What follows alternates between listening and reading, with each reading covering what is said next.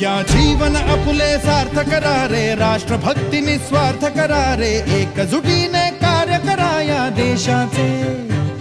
या साथी बना अनसाथ करा रे, मातृभूमी ही आज पुकारे, जागृत होऊन कंकण बांधू दिवस रात्र झटण्याचे। मातेच्या पायाशी हे अर्पण प्राणाचे, फेडूया ऋण आम्हा हा जन्म लाभला त्याचे। घेऊ हे ब्रिद हाती असे तू सिंधू नव हिंदुस्थानाचे।